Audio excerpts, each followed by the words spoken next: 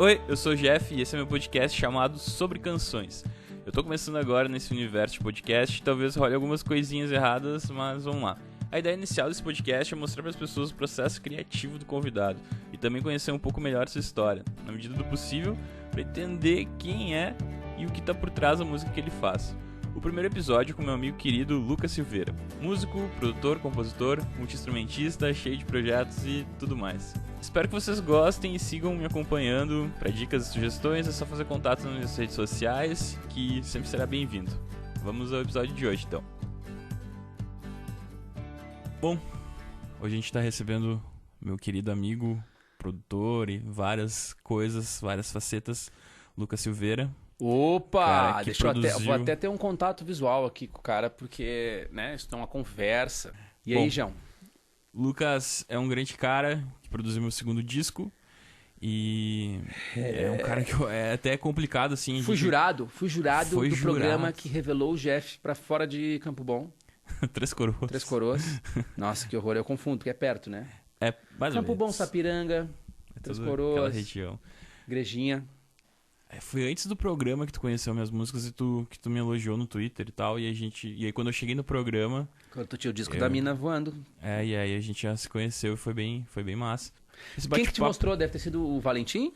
Que te mostrou, talvez? O quê? Quem que mostrou a tua música pra mim, pra eu ter divulgado? Não sei. Mas tu conhece o Érico? Conheço. Possivelmente foi ele. Possivelmente não, porque na época eu não conhecia ele também. Mas ele pode ter mostrado, não tipo assim, ouviu aí meu amigo, mas acho que ele mostrou e aí eu fui atrás. Será que não foi o Yuri? Yuri... Freiberger. Não, porque eu não falo com ele direto. É legal, muito legal esse tema de podcast onde a gente está falando sobre pessoas que vocês talvez não conheçam. Mas o Yuri Freiberger é um grande produtor lá do Rio Grande do Sul que tocava na Tom Block. Isso. Que é a menor banda da história do Rio Grande do Sul. Ou a maior banda. É uma banda cujo vocalista era simplesmente neto do Érico Veríssimo, filho do Luiz Fernando Veríssimo. Já tem uma baita porta... publicitário. E por eles serem publicitários, eles tinham os clipes mais fodas quando era impossível fazer um clipe foda. Banda Tom Block. E quando a Fresno começou, o meu objetivo enquanto banda era ter uma comunidade no Orkut maior que a da Tom Block, que na época tinha umas 200 pessoas, a da Fresno tinha 70 pessoas, e aí um dia a gente passou da Tom Block. Que ano foi isso? 2004. E já falando do teu começo, esse comecinho da Fresno já foi com cover ou foi com música autoral? Como começou, assim? A gente começou... Quando eu falo punk, eu não quero dizer que a gente tinha moicano e que a gente ficava, sei lá, sentado embaixo no bar do João, fazendo xixi nas calças. Não é isso. Mas a gente era punk no sentido de simplesmente... ser bastante limitado musicalmente, assim, do que sabia tocar. Então, assim, quando eu comecei a tocar o violão, 2 meses depois já tinha uma banda. 6 meses depois, essa banda já era Fresno e eu fazia a música no limite do que eu sabia tocar, assim, um pouquinho além do limite. Por isso, nós nunca fomos uma banda de cover, porque nós éramos simplesmente incapazes de fazer cover. E os covers que a gente fez no primeiro show da Fresno, que foi o único show que a gente fez no Festival de Bandas lá do Colégio de Porto Alegre, que a gente fez com covers... O Festival de Bandas do Colégio Pastor Domes era cover tipo de coisas que se aproximavam a isso. Assim, a gente tocava uns Blink mal tocado, a gente tocava Garotos Podres. Mas como foi escrever essas primeiras músicas? Tipo, era uma coisa que simplesmente surgiu, tu simplesmente pegou, tinha sei lá, tu seguia alguma regrinha no começo? Como começava? Pensando bem, fazer músicas remonta de um tempo em que eu nem era músico. Uhum. Porque é um bagulho que eu insisto, inclusive, pra molecada, assim. Todo mundo é capaz de compor, né? Se tu é capaz de contar uma história, tu é capaz de compor uma música. Então, a gente vê as crianças, elas estão sempre inventando música na hora, assim. A minha filha, eu nunca dei aula de música pra minha filha, mas ela inventa umas músicas na hora. Com o que ela tá brincando lá, ela tá inventando uma música na hora. Uhum. Só que isso a gente vai atrofiando quando a gente vai ficando... mais velho e mais inseguro. Então, assim, eu faço música desde antes de me considerar músico. Quando eu tinha uma peça de teatro no colégio, eu era o cara que queria fazer uma música para aquela peça de teatro. Embora na época eu nem soubesse tocar nenhum instrumento, assim. Então, Inclusive, o lance do instrumento na minha vida, no caso o violão, a guitarra, o violão, né? Ele veio porque eu gostava de cantar e eu precisava me acompanhar. Eu ficava dependendo do meu irmão ou de um colega meu que sabia tocar, sei lá, 7 músicas. Aí eu falei, preciso aprender essa merda. Quando eu comecei a aprender, eu comecei a entender como eram as músicas. Aí eu, vou mudar um pouco essa aqui. Eu acho que é bem clássico isso, assim, ó. Gostava, sei lá, de uma música do Legião. Aí eu, vou fazer com uns acordes meio diferentes aqui, que vira uma outra coisa. E me sugeria na minha mente uma outra melodia. Aí eu acabava fazendo, aí eu mostrava para um amigo meu, o cara falava, tá, isso aí é igual aquela música do Legião. Eu, putz, droga, eu preciso saber mais para conseguir hackear essa máquina do compositor, né? E aí eu fui, mas muito natural, sem nenhum método, mas eu acho que eu comecei a gostar tanto disso, principalmente. Aí eu já estava querendo ter banda, já tinha banda. Eu comecei a gostar tanto disso que eu comecei a querer gravar essas minhas músicas. Foi bem quando eu tive o meu primeiro computador em casa. Eu tive bem tarde o computador. Eu não fui aqueles caras que tiveram computador bem cedo. Então eu já estava no 3º ano. Foi quando eu tive meu computador. E aí eu descobri que dava para gravar no computador. E aí realmente, cara, no meu tempo livre era sentar no computador e inventar uma música. E sem que eu forçasse, eu realmente fiquei fazendo meses assim, cara, fazendo uma música por dia. Uma pior que a outra, cara. Mas é que cada música que eu fazia, eu descobria isso, assim. E eu sempre treinei muito o ouvido para conseguir tocar de ouvido a música que eu estava ouvindo na rádio, no caso, no MP3 da época. E por ter o ouvido treinado, embora eu nem foi por querer, eu acabei... Tipo, toda música que eu tinha uma capacidade de compreender o que o cara tá tocando, às vezes era um bagulho muito complicado, eu não sabia que acordes eram aqueles. Mas se tava dentro das coisas simples, assim, que eu conhecia, eu conseguia tocar de ouvido. E por isso... eu comecei a fazer música, tipo assim, desde quando eu comecei a tocar violão, ele simplesmente foi o veículo para eu, de fato, aí parece que abriu uma torneira, assim. E aí eu comecei a fazer música loucamente. E quais eram essas primeiras bandas, assim, que tu escutava, que fez tu querer compor? Eu era uma vítima do rádio, assim. Então eu ouvia o que tocava no rádio. Até... Ou seja, eu curti muito pagode quando o pagode foi a grande coisa do Brasil. Lá em Porto Alegre tinha a rádio Eldorado, que tocava pagode. E, nossa, eu gostava de verdade daquilo. Mas eu era aquele cara que, ao mesmo tempo... Aí depois eu fui um cara... E sempre, ao mesmo tempo, eu era um cara muito da MTV, tá ligado? O lance do pagode também se abriu, acho que é porque minha mãe gostava muito de pagode. Minha mãe toca violão, mas ela nunca me ensinou a tocar. Mas sempre tinha um violão em casa, mas nunca foi um bagulho que eu peguei. Então...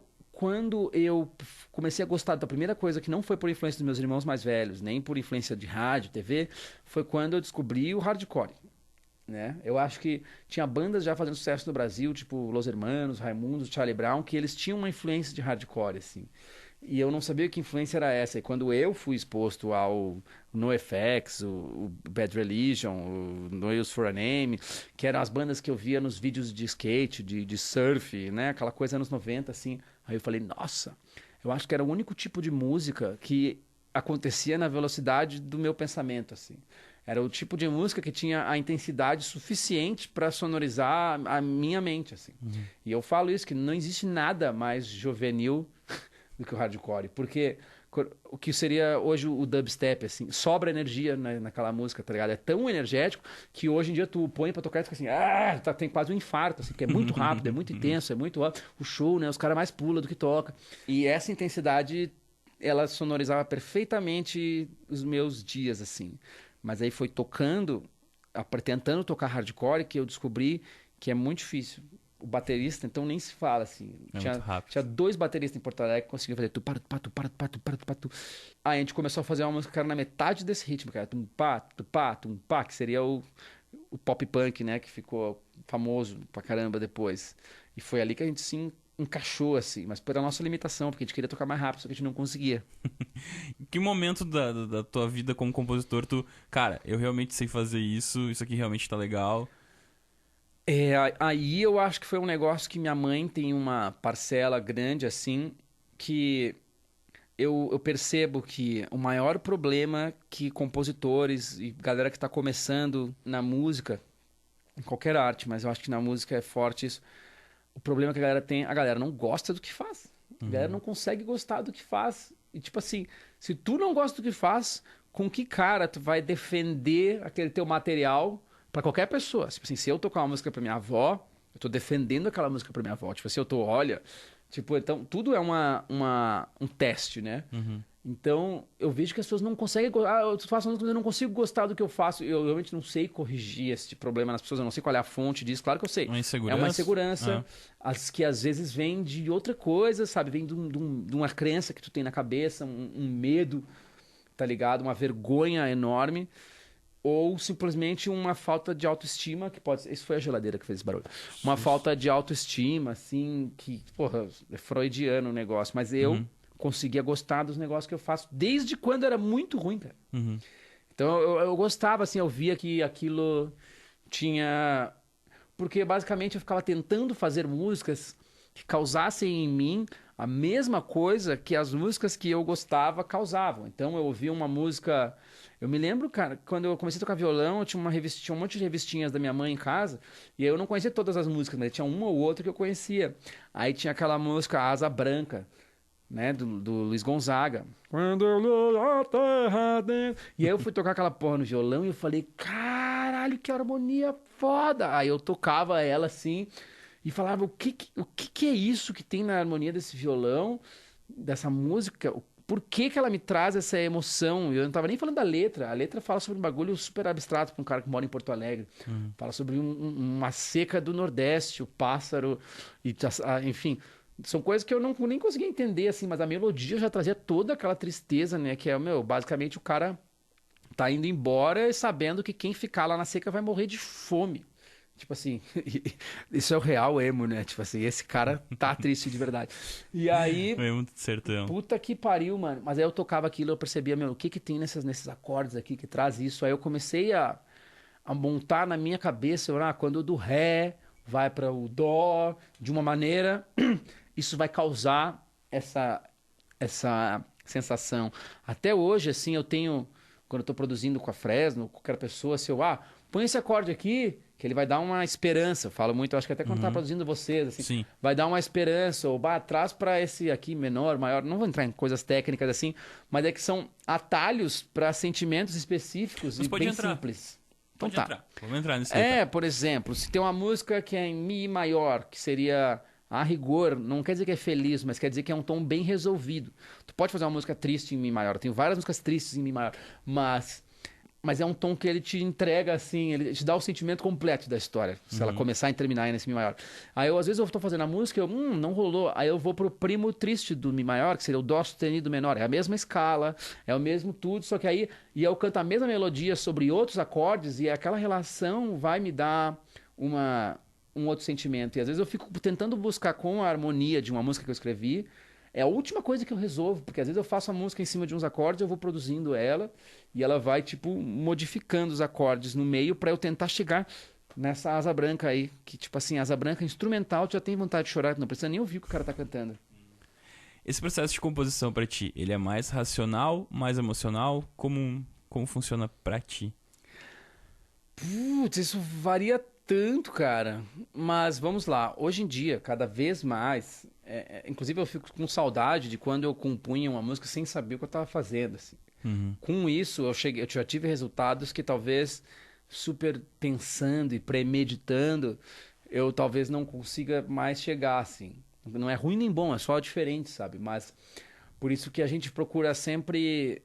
Às vezes as pessoas, até os fãs, falam assim, eu até falo, a gente experimenta muito, mas não quer dizer que a gente vai fazer um som completamente torto, mas é que eu procuro cada vez mais trafegar num território ali musical que eu não esteja fluente assim, que é justamente para eu ter essa surpresa assim, de eu sentar num piano e tocar algumas coisas que eu não sei tocar assim, para tentar encontrar essa surpresa.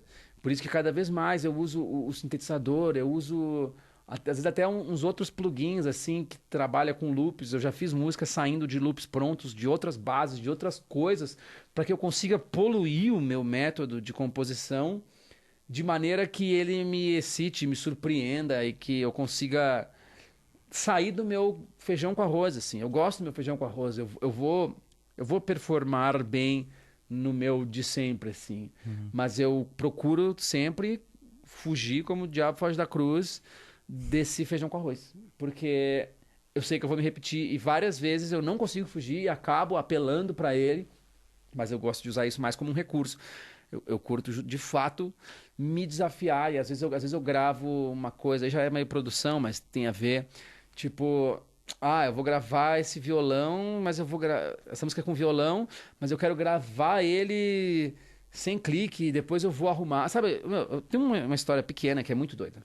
Eu tava fazendo música com o Leonardo Super Combo, o Castor, que é um cara muito doido também de composição. Ele é bem rápido assim. E justamente pra gente se desafiar a fazer a música, ele ficou tocando uma bateria eletrônica numa velocidade muito devagar, qualquer coisa, ele tava tocando qualquer coisa. Aí eu peguei essa bateria eletrônica e botei ela 8 vezes mais rápido, e aí virou um bagulho que parecia um loop, mas já não tinha mais nada a ver. E aí a gente pegou um acapela do Angra, e eu coloquei no meu programa de gravação, e botei pra, tipo, embaralhar o tempo desse acapela do Angra. E ficou... Aí a gente fez, a melodia da música é uma paródia dessa voz embaralhada do cara. Ou seja, tipo assim, a gente colocou muitas limitações no nosso processo pra que a gente fizesse uma coisa que nos surpreendesse, assim. A música nunca ficou pronta, mas é um exemplo de processo doido pra se surpreender, tá ligado? Tipo assim, eu me escravizei, eu me contive com umas amarras, assim, não, vou fazer uma música em cima dessa base desse cara, e esse vocal vai ser com base nessa coisa que eu sampleei, picotei, embaralhei, virou do avesso. E é bem doido isso, é muito avant-garde, assim, mas é um negócio que eu gosto de fazer, esse tipo de coisa, pra me surpreender, pra manter o processo de composição novidade, assim, excitante, legal. Sim, e as letras também funcionam assim pra ti?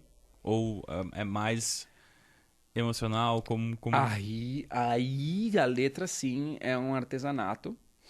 Eu anoto muita ideia de letra, eu tô sempre anotando uma ideia de letra, eu sonho com muita coisa. Não é nem tipo, eu nunca, as minhas anotações nunca são umas estrofes assim que já tem uma métrica, são meio que conceitos, vamos lá. Sei lá, aqui na minha frente tem um livro que é A Magia da Realidade, isso é um tipo de um conceito. E aí eu anoto esse conceito. Tipo ali, ó, temporada na estrada, realidade oculta. Eu só tô lendo capas de livros aqui na minha frente. Mas é o tipo de coisa que eu tenho no meu celular guardado, assim. São conceitos que, às vezes, aquele conceito é a sementinha de uma letra, assim. Mas, então eu vou...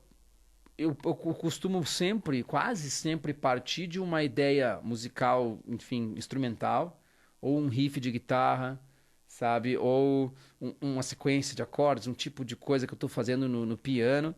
E a partir disso eu vejo qual daqueles conceitos que eu tenho guardados, assim, tem um pouco a ver com aquilo. Isso é um jeito de compor, tá ligado? Sim. E também tem o jeito que eu simplesmente... Esse ano mesmo eu me sentei na frente do computador durante uns 8 dias seguidos e me obriguei a sair dali com uma música. E para fazer isso eu precisava ter um nível de sinceridade bizarro comigo mesmo. E composição é muito isso. O grande problema que eu encontro em composição, quando o cara quer fazer uma música que tem uma emoção... não tô falando, sei lá, para fazer uma coisa dançante, um negócio diferente. Mas quando é para fazer música com emoção forte, assim... O grande problema que a gente vê, que eu vejo, é que falta sinceridade. O cara tá fazendo uma frase pronta, uma frase feita. Ah, você é uma ilusão no meu coração. Sabe? Tipo assim, um bagulho que já foi muito usado e que não é um sentimento de fato, genuíno do cara, assim. E dói muito, é muito difícil de fato ser sincero. De fato, tu falar coisas que às vezes tu nem tem coragem de falar pra ti mesmo, assim. E eu acho que é um exercício mesmo diário, assim, de tu conseguir ser essa pessoa, de tu perder esse pudor de falar coisa, de não ser o bambambam bam, bam da história, de não se colocar como... A gente tá sempre se defendendo, a gente tá sempre querendo que as pessoas não descubram os nossos segredos, não descubram as coisas que a gente não gosta em nós mesmos, assim. E eu percebo que quando eu falo dessas coisas, é quando a música que eu fiz, a galera se identifica, assim. Quando eu consigo chegar nessa central de assuntos que eu tenho meio vergonha, assim. É que todo mundo tem suas fraquezas, né? Então, acho que é isso mesmo, tipo, muitas pessoas querem esconder essas fraquezas. E aí quando tu te abre, acho que faz mais sentido para as pessoas que estão ouvindo, né? Aí eu posso fazer isso através de uma coisa assim que eu meio que me autocritiquei, me autoanalisei, e a música às vezes é como se fosse o veredito desse meu pensamento, ou seja, ela vira quase como se eu estivesse me aconselhando. Ou então é aquela música que ela não é a solução, não é a resposta do teu problema, é só tu narrando o teu problema, assim. E essa é a mais difícil de fazer, né? Porque quando tu faz uma música tipo, preste atenção, tudo vai dar certo, sabe? Uma coisa meio assim, tu tá meio que se colocando um pouco acima do teu ouvinte, assim. Mesmo sem querer, porque tu pode, no caso, eu tô falando pra mim mesmo isso, eu tô falando pra eu superar alguma coisa que eu tenha, mas fica meio, faz isso porque eu sou foda, eu tô ligado, não sei o quê. E às vezes a pessoa não tá receptiva a esse tipo de assunto, assim, as músicas que eu vejo que as pessoas mais se identificam é quando, de fato, ela se vê igual a mim, assim, nossa, eu tô passando pela mesma coisa, ou já passei pela mesma coisa, ou eu consigo, quando a pessoa exercita essa empatia, né? E, na verdade, isso é quando o compositor se coloca como alguém que tem empatia, assim, tipo... Olha, isso também acontece comigo. E várias vezes a pessoa que tá mal, no caso, ela só precisa saber que ela não é a única pessoa do mundo que se sente daquela maneira, assim. Bom, tu tava falando que tu fez uma música com o Léo Ramos, do Super Combo. Como é pra ti compor com outras pessoas, vivenciar a experiência de outros? A gente já fez uma música juntos. Como é essa relação pra Putz, ti? cara, depois de um tempo compondo, foi uma coisa que eu busquei naturalmente. Sei lá, tipo assim, até o Tavares entrar na Fresno, eu meio que fazia todas as músicas sozinho, ou com uma ajuda menor, assim, de alguém da banda, porque às vezes aquela pessoa tava junto comigo no dia que eu tava fazendo, e aí ela deu opiniões e imputou algumas coisas criativas e virou co-compositora. Tu aceitava no começo as opiniões? Sempre. Sempre. Sempre, cara, sempre. Mas também não teve muito, não teve, tipo assim, disputa de compositores dentro da Fresno, sabe? Nunca teve isso, assim. Então, mas eu acho que foi quando o Tavares entrou na Fresno que, por ele já fazer músicas também, foi natural que a gente sentasse, vamos fazer umas músicas, tipo assim, a gente gostava das mesmas coisas. Então foi ali que começou a exercitar esse lance da co-composição e a gente também nunca pensava muito assim, que é uma armadilha sem fim esse bagulho do, mas eu fiz mais nessa música do que tu, não, mas eu inventei a parte que é... Meu, quando entra nessa... desencana, tipo assim, tu tá na vibe errada, tá ligado? Sim. Então, a gente tinha um negócio que era muito assim, meu, se a gente tá na mesma sala, a gente fez junto, se alguém deu a faísca que virou a música, ela é 50, tipo assim, é 50-50 e não discute isso, porque uma das piores coisas é tu quantificar a criatividade, né? Tipo, sei lá, tipo Sweet Child O' Mine, tipo assim, quantos por cento de Sweet Child O' Mine do Guns N' Roses é simplesmente a introdução do Slash? Tipo assim, se tu tirar a introdução do Slash, já entrar Sweet Child O' Mine, assim, tipo assim, foda-se o resto da música. Sabe, aquela introdução é tudo na música. Então, assim, como tu vai quantificar aquilo? Pra mim, aquilo ali é 90%, mas talvez pro Axl lá naquela ocasião fosse... tu nem é compositor, tu só meteu uma guitarra aí. Tipo assim, então... Aí ali a gente aprendeu esse trabalho da composição que é um trabalho de humildade muito grande, assim, de tu aceitar a colaboração, né? Se tu tá colaborando com alguém, tipo assim, mano, todo mundo quer se ver naquele material pronto, assim. Então é muito importante que haja essa humildade no processo, assim. Mas com o Tavares eu acabei fazendo, sei lá, foi mais de 10 músicas do repertório da Fresno, Redenção, teve umas 3, no Revanche teve mais. E depois, enfim, teve o EP, aí ele saiu. Mas então teve aí quase 20 músicas que a gente fez junto, não me lembro quantas. E foi justamente exercitar essa coisa de aceitar. E com isso, porra, a gente se dava bem, assim, a gente fazia bem esse tipo de composição. E também nesse meio tempo, sei lá, chegou o cara do Biquíni Cavadão, que viu a Fresno em algum festival e falou, vou compor com este cara jovem. Ele foi lá em casa, o Coelho, a gente fez uma música que foi um single do Biquíni Cavadão. Pra mim já tava começando a ser surreal essa coisa, sabe? Ou quando a gente fez o estúdio Coca-Cola lá, com o Chitãozinho Chororó, já foi surreal, por ser um negócio muito grande, muito bizarro. A gente tá no mesmo palco com o Chitão. Isso até hoje, eu tô falando aqui, tô vendo quão bizarro é isso. E perceber que quando o Chitão foi lá e tocou Duas Lágrimas, que é uma música bem tradicional da Fresno, a maneira com que eles tocaram foi muito mais devagar, muito mais prestando atenção na melodia, na letra. Eu pensei, essa música nem é mais minha. Essa música é deles. E os caras também acabaram gravando no álbum deles, Duas Lágrimas, foi uma parada surreal, assim. E aí foi surgindo, assim, essa coisa de compor com outras pessoas, sabe? Inclusive eu queria fazer isso muito mais do que Assim, existe um mercado para compositores e mais ainda um mercado para produtores que estão ali junto. No pop, hoje em dia, o cara que produz a música, ele, às vezes está mais compondo do que o próprio cara que faz a letra. Sim. Então, existe sim, mas é uma coisa que eu queria fazer muito mais. Eu ainda percebo assim que pelas pessoas vamos lá, do mercado, eu ainda sou muito enxergado como o cara da Fresno, e que bom, né? Porque eu sou. E às vezes as pessoas acham que não conhecem tudo o que eu faço, e que é difícil acompanhar também. Você tem muitos projetos, né? Justamente eu tenho esse monte de projeto para desaguar composição, assim, para exercitar e me desafiar a fazer estilos diferentes, sabe? E pra quem já compôs? Eu tô pensando aqui, cara, mas teve um pessoal aí, Já mano. compôs Por letra exemplo, pro agora Skank, né? eu fiz uma música pro Skank, uma letra, na verdade, É. e aí depois a gente fez a música juntos, assim, mas eu fiz mais a letra. Aí agora esse disco do Capital tem umas 4 músicas que eu assino junto com o Dinho. Tem uma que eu e ele fizemos desde o começo e tem outras que às vezes eu produzi tanto que eu acabei Que acabou mudando a mexendo música. na composição.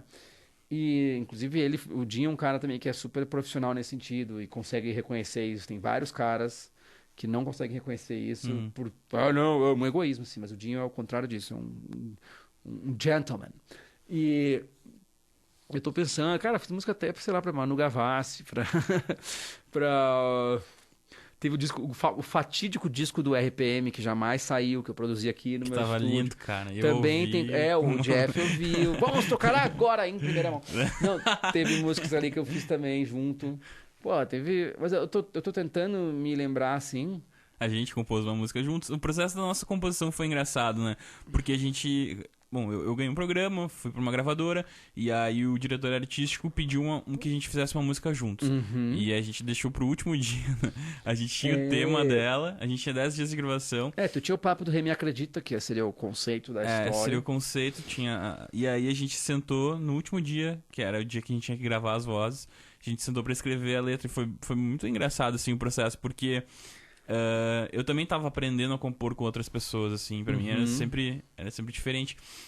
E aí compor com um cara que tem uma bagagem muito maior que a minha foi interessante, assim, sabe? Nossa, eu lembro, foi muito correria, assim, e eu lembro que tu se apavorava com o quão correria era.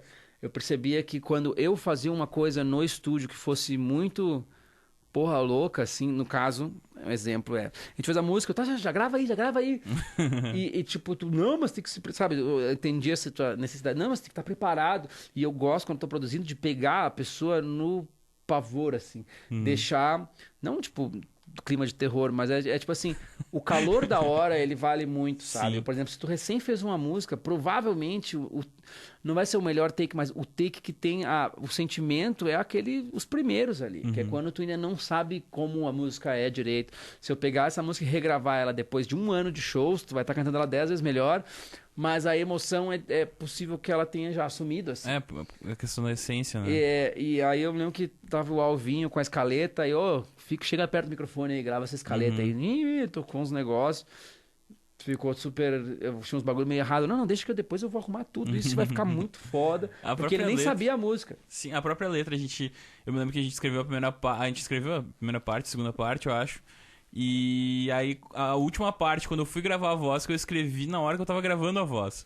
Sim. E tu me olhou assim, tipo, como assim tu tem essa parte da letra se a gente não tinha antes? E aí foi interessante esse processo. Como tu disse, a gente tava conversando sobre músicas para outras pessoas. Para quem tu gostaria de compor hoje, assim? Alguns artistas que tu... Uma vez rolou um papo, um primo meu me falou, antes de eu conhecer a Fresno, antes de eu te conhecer, o primo meu me falou, cara, dá uma escutada nesse cara da Fresno aí, porque ele vai escrever o próximo disco da Ivete Sangalo. A Ivete contratou ele pra compor. Eu gosto muito dessas lendas que rolam e eu gostaria muito que elas fossem verdade. Não foi falta de querer, eu acho, compor pra Ivete, porque eu gosto da Ivete. Na verdade, não é nem o lance de ser a Ivete, mas é que, assim, a construção da Ivete, na minha cabeça, Banda Eva, pá, não sei o quê, depois Ivete solo, aí ela pintou com umas músicas tipo Se Eu Não Te Amasse Tanto Assim, lindo. Que qualquer ser humano, não importa o quão roqueiro e o quão avesso ao axé tu vai ser, tu vai ouvir aquela música e falar assim, caralho, que música foda. O Herbert Viana. A Lua que eu te dei. Também achei E ela, legal. ou seja, assim, ela vinha uma vez cada disco tinha uma balada fodida da Ivete Sangalo. Aí depois eu fui ver que era tudo do Herbert Viana.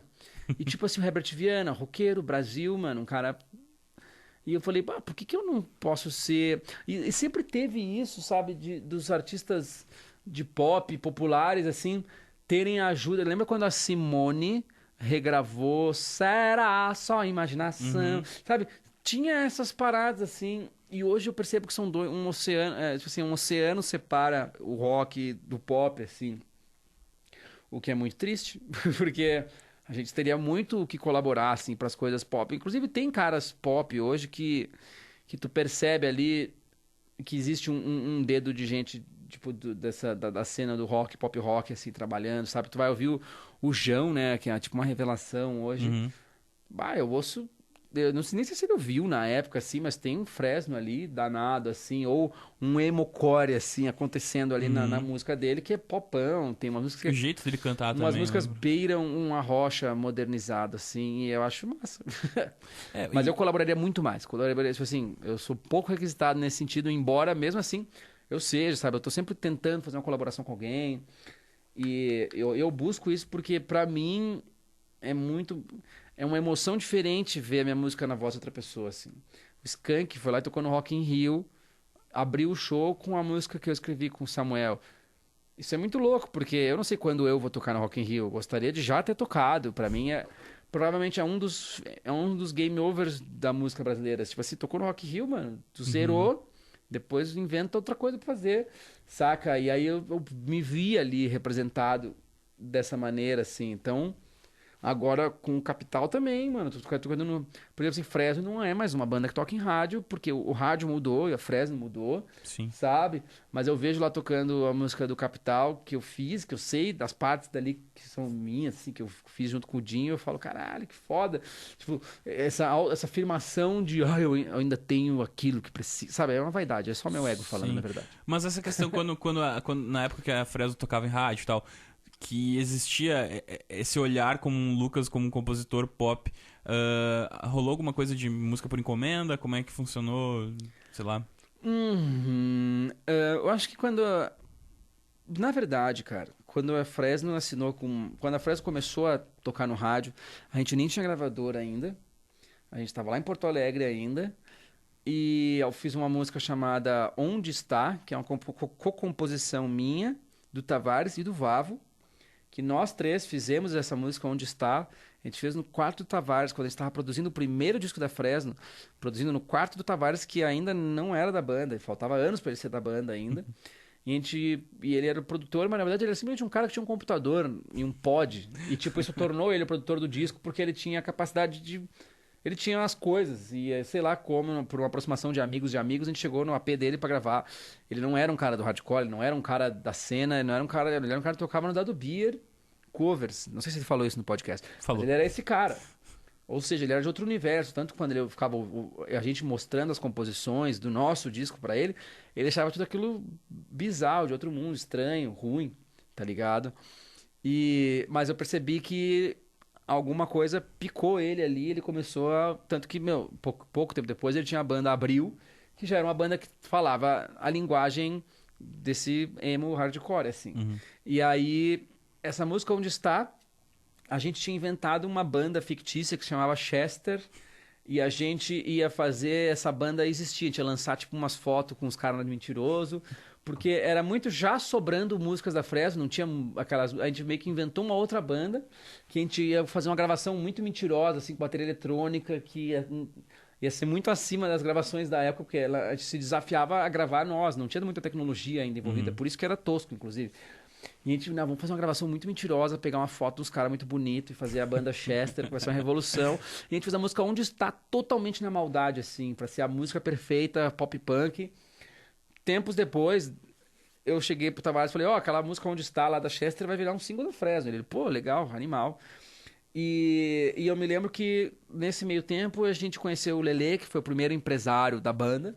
E ele tinha um relacionamento com o cara, com a rádio pop rock na época, que tinha o Fetter, que hoje é da Atlântida.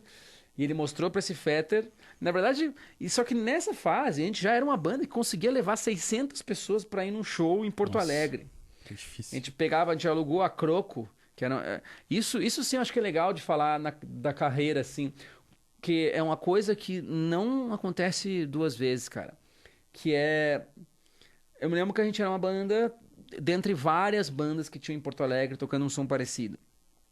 E aí a gente fez uma música e a galera começou a achar legal, botava no mp3.com, no Zona Punk, uns sitezinhos, assim, o trama virtual da vida. Cara, isso aí não era 2000 e, sei lá, 2003, 2002, sei lá. Aí a gente já começou a conhecer a galera das outras bandas. A gente foi tocar Encharqueadas lá com a Aster, que era a banda que era a banda do Érico, que é o Valentim. E aí a gente foi tocar em campo, ali em Esteio, que tinha os caras da Judite. Mas na época da pop rock já. Já tava tocando Antes da pop rock, antes da cara. Mas é isso que eu quero falar. Que aí em 2013 a gente organizou o nosso primeiro show da Fresno e vendeu tipo 123 ingressos. Ou seja, não era só nossos amigos. Sim. E já tinha um falatóriozinho ali. Eu me lembro que virou meio que uma modinha dos colégios, assim. De tocar no recreio como se fosse... tocava meio que a versão acústica que eu lançava na internet e o bagulho meio que se disseminou pelo Mirk, que é uma internet dinossauro, assim. Se disseminou pelo Mirk e as pessoas ouviam aquilo sem saber que era uma banda de Porto Alegre. Eles nem sabiam que era uma banda, eles achavam que era como se fosse um cara tocando violão, assim. Porque era essa a versão que disseminou. Aí eu me lembro que a gente vendeu 123 ingressos. Aí, sei lá, 4 meses depois a gente marcou um outro show lá, vendeu 250 ingressos. Aí depois marcou um terceiro show que eu me lembro que eu botei a cabeça pra fora da Croco e tinha aqueles carrinhos da Red Bull, distribuindo Red Bull. Eu falei, uau, eu consegui mexer no ecossistema da noite porto-alegrense. Eu consegui passar um caminhão de Red Bull e falar, opa, aqui tem jovens. Mas nessa época tu meio que se produzia, tu corria atrás das Isso coisas. era a Fresno meio que se produzindo, se gravando de qualquer jeito. Gravava na casa do Tavares, mas não existia empresário, não existia nada. O Lelê pegou essa banda que já estava lotando um clube de 600 pessoas. Que hoje tem muitas cidades do Brasil que eu não consigo botar 600 pessoas. Sim. E há 15 anos atrás isso estava acontecendo em Porto Alegre. Até em Porto Alegre mesmo, cara.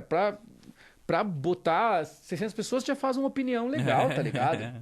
Então, pra tu ver como tava quente a história. O Lelê pegou isso, mostrou isso pro Fetter, da rádio, falou, toca essa banda aqui. A gravação era muito pior do que a gravação do Reação em Cadeia, que tava tocando pra caramba no rádio. E aí o Fetter deu esse voto aí de confiança e tá, vou tocar essa porra aí. E a música ficou tocando, tipo, 1 ano no rádio. Eles não conseguiam virar a música, eles não conseguiam tocar um segundo single. Tanto que a gente nem tinha o segundo single. A segunda música que tocou na Atlântida e na Pop Rock foi Orgulho, que é uma música que tem 1 minuto e 40. Nossa. Que a gente nem tinha música pra tocar, assim, e eu também nem entendia que jogo era esse, né? E teve uma uma história que eu acho legal, que serve, eu acho, de lição, assim. Isso eu posso dizer como lição, porque eu vivi isso. Aí eu me lembro que quando a gente lançou o nosso segundo disco, o ano era 2004, a gente lançou o nosso segundo disco, a gente já tava com o empresário, mas morava em Porto Alegre, não morava com a minha mãe, sabe? A gente não ganhava nada, Sim. mas já tocava no rádio. E eu me lembro que o Fetter, da rádio, ele ouviu uma música da Fresno chamada Impossibilidades. E aí ele falou, essa música aqui é a melhor música de vocês. Eu vou tocar essa música assim, ó, pra caralho.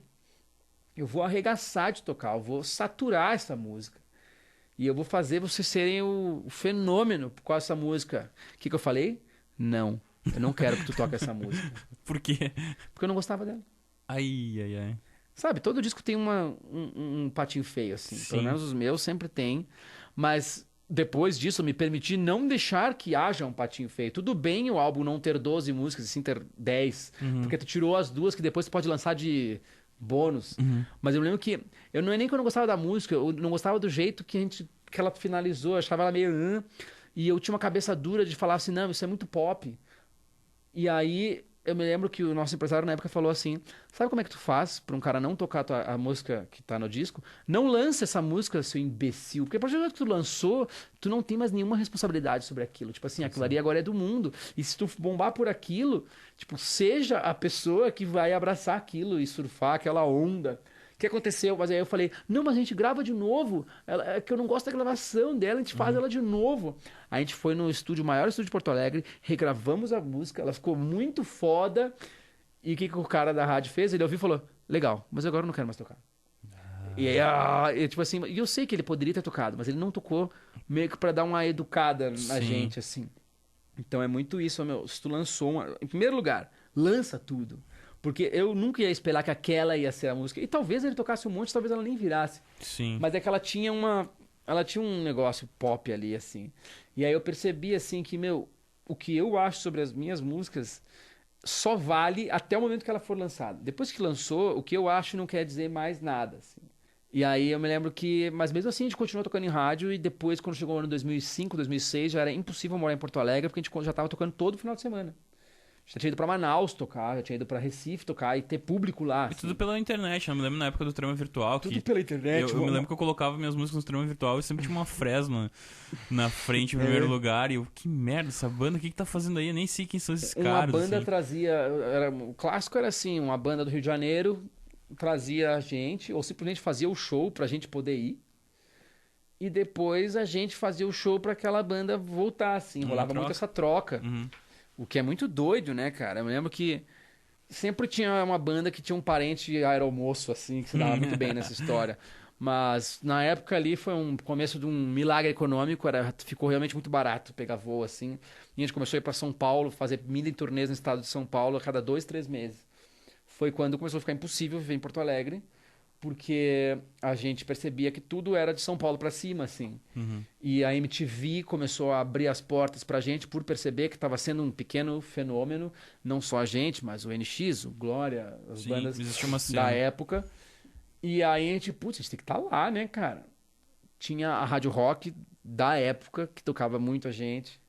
Tinha a Brasil 2000. Ou seja, existia um ecossistema que possibilitava que bandas de rock ficassem grandes. Uhum. Existia também um ecossistema que possibilitava que jovens olhassem e falassem: nossa, eu quero ter uma banda de rock, eu quero ser aquele cara que pega guitarra ou bateria, enfim. Uhum. Existia isso, que é um bagulho que, sem querer ser saudosista, hoje não tem mais. Se o molequinho de 12 anos ele quer tocar, ele almeja uma outra coisa. Eu acho que talvez ele quer ter um vídeo no YouTube super bombado. É substituído as coisas, né? Ele quer viralizar de alguma maneira. Mas é que aí a maneira com que essa pessoa vai trabalhar para isso acontecer é diferente. E já ficou provado que o vídeo bombado no YouTube ele é legal, mas precisa bombar no mundo real também. Sim. E é complicado. É difícil converter na internet pra... Nossa, é bem complicado, assim. Eu conheço pessoas que tem cases, assim, de conseguiu fazer um vídeo muito bombado, até uma música própria, super bombada, mas a transferência disso pro mundo real, ele requer um trabalho complicado, assim, que eu nem saberia direito como fazer. Essa troca que existia no começo, que tu falou de bandas virem de um estado para outro. Uhum. Hoje, como é que é essa tua relação com a cena? Se existe uma cena, qual é a relação tua ou da Fresno com essa galera? Existe essa troca? Como... Eu sou bem curioso quanto ao que tá rolando, assim. Óbvio que é impossível acompanhar. Eu gosto de pelo menos estar a par do que é novo. Não necessariamente do underground, pá, porque hoje em dia o underground, eles são muitos undergrounds, meio que ilhas, assim, tá ligado? Que ilhas meio incomunicáveis entre si, e não é por pau no cozice, eu acho que simplesmente é muito segmentado e não existe uma coisa que una todas as tribos. Um Nirvana, não existe isso, saca? E não é porque... É simplesmente como é o tempo hoje, são as microcenas. E aí, essas microcenas, às vezes as coisas começam e terminam nessa microcena e fica ali. Às vezes a pessoa é muito popular e faz grandes shows numa microcena, mas não tem aquela cena grande, saca? Tipo, tem um submundo do Sesc, por exemplo. Sim. Sabe? Que já nem é underground, mas é tipo assim, o que eu quero dizer de artistas e de uma cena de pessoas, de público que se alimenta daquilo e consome, mas que se tu perguntar fora daquilo, ninguém sabe o que é, porque não tem uma MTV da vida que mostra assim, isso aqui é um destaque dessa cena, pá. Sim. Saca? Mas eu digo a relação que nem assim. Existia a relação com o CPM, existia a relação com o NX0 na época que, enfim, tocava em rádio. Onde a Fresno tá agora?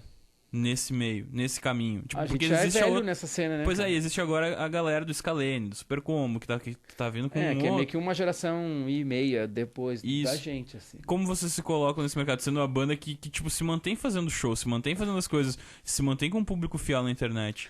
Ah, com essa galera, tipo os Scalene, Super Combo, Medula, Far From Alaska, até o Ego Kill Talent, são bandas que, tipo assim, que a gente tá sempre meio que nos mesmos backstage, assim, então a gente divide muito backstage. O Super Combo, principalmente, porque é uma banda que bombou ali no Superstar, mas vem de antes, assim, eu acompanho de muito tempo Sim. o Super Combo, o Castor, quando eu tinha o 2, que era uma banda animalesca que eu acompanhava pra caralho, mas enfim, os Scalene também, bandas que eu acompanhei desde o começo, curioso e feliz, assim, nossa, olha, surgiu uma parada foda aqui, saca? E frequentando a mesma cena, assim. Mas aí não dá nem pra dizer assim, nossa, eu estou acompanhando as coisas novas, porque essas bandas, assim, os Scalene tocou no Rock in Rio, o Super Combo é uma das maiores bandas de rock do Spotify hoje, assim. Uhum.